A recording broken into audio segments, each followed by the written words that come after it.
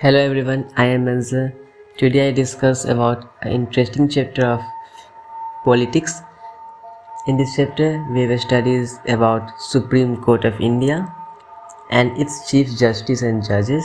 How is its judge of Supreme Court is appointed? Who appoint it? Then after its eligibility, its term and jurisdictions. What are the powers given to the Supreme Court according to the constitutions?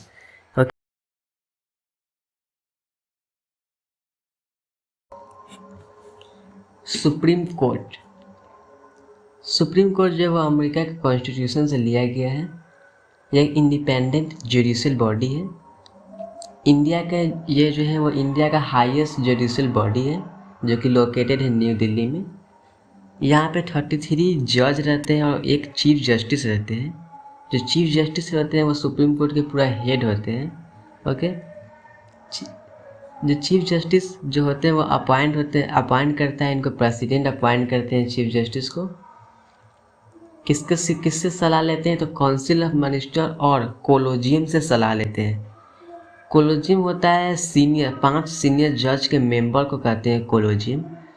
एक group होता है senior जज का supreme court में, उसी को Colosseum कहते हैं। वही उसी से सलाह लेते हैं प्रेसिडेंट की कौन बनेगा नेक्स्ट चीफ जस्टिस। फिर president also appoint the other जजेस of the supreme court after consulting with the chief justice. और प्रेसिडेंट जो दूसरे जज भी होते हैं सुप्रीम कोर्ट के उसको भी अपॉइंट करते हैं। किससे सलाह लेते हैं तो चीफ जस्टिस से सलाह लेते हैं और chief justice of high court के चीफ जस्टिस से सलाह लेते हैं। ओके, हाई कोर्ट के चीफ जस्टिस किसको देगा सलाह तो चीफ जस्टिस ऑफ इंडिया को देगा और चीफ जस्टिस ऑफ इंडिया सलाह देंगे प्रेसिडेंट को। ओके, क्लियर टॉपिक क्लियर है। अगर आपको कोई भी डाउट हो तो कमेंट में ज़रूर लिखिएगा।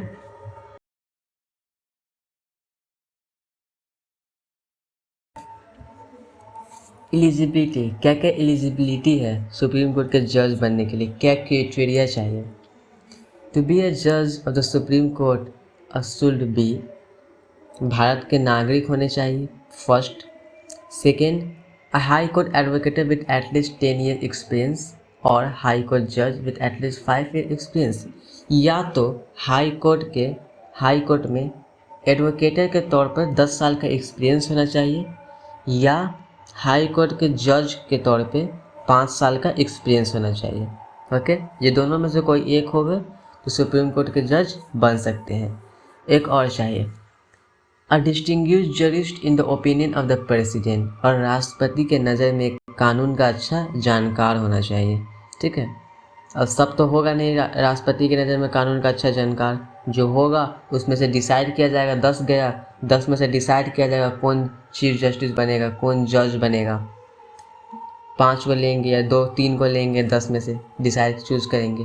ओके, फिर आएगा टर्म, कितने साल तक रह सकते हैं एज ए जज ऑफ सुप्रीम कोर्ट तो 65 साल तक आप रह सकते हैं जज सुप्रीम कोर्ट के। और इसे हटाया जा सकता है। इम्पीचमेंट एक प्रोसेस है जिसके थ्रू सुप्रीम कोर्ट के जज को रिमूव किया जा सकता है अपने पोस्ट से, उनके पोस्ट से। कब, in the case when parliament prove them guilty, जब पार्लियामेंट उन्हें प्रूव कर दे कि ये गिल्टी है और उन्हें पार्लियामेंट ढूंढ लेता है कि ये अपना पावर का गलत उपयोग कर रहे हैं, गिवन अथॉरिटी का मिसयूज कर रहे हैं, तो और प्रूव कर देता है पार्लियामेंट में, तो क्या किया जा सकता है, प्रेसिडेंट इम्पीचमेंट के थ्रू जज को हटा सकते हैं। Okay,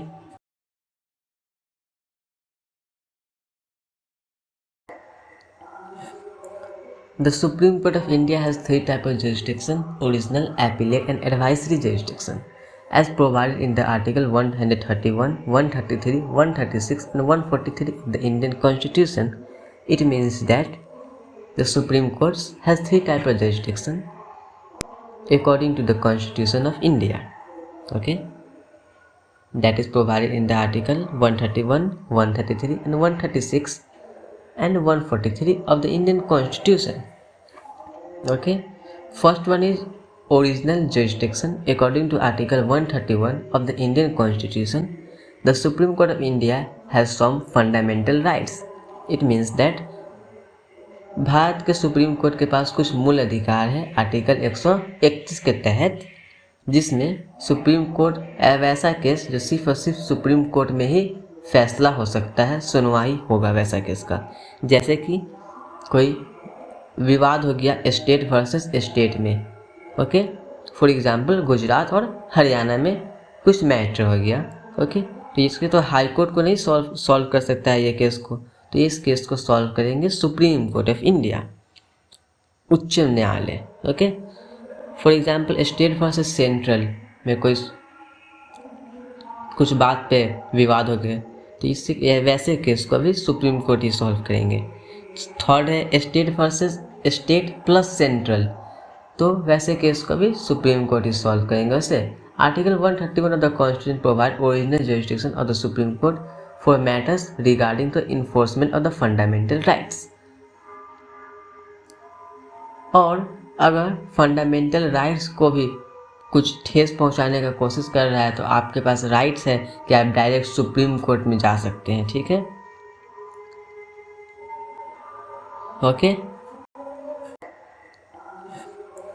The Supreme Court of India has three types of jurisdiction: original, appellate and advisory jurisdiction, as provided in the Article 131, 133, 136 and 143 of the Indian Constitution. It means that the Supreme Court has three types of jurisdiction according to the Constitution of India, okay, that is provided in the Article 131, 133 and 136 and 143 of the Indian Constitution, okay. First one is original jurisdiction. According to Article 131 of the Indian Constitution, the Supreme Court of India has some fundamental rights.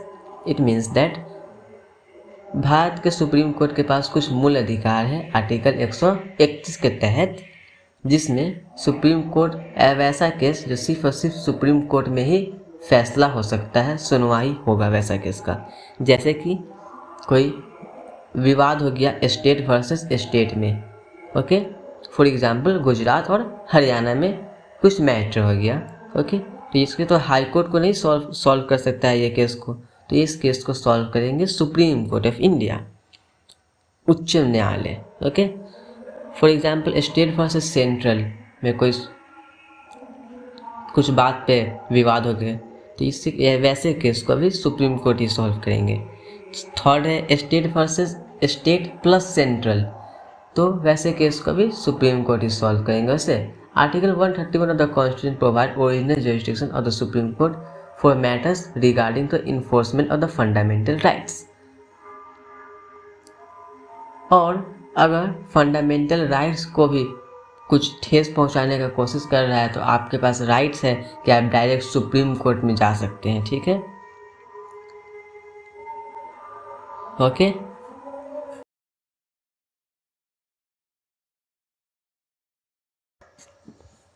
Second है appellate jurisdiction. According to Article 132 of the Indian Constitution, the Supreme Court has appellate jurisdiction. It means that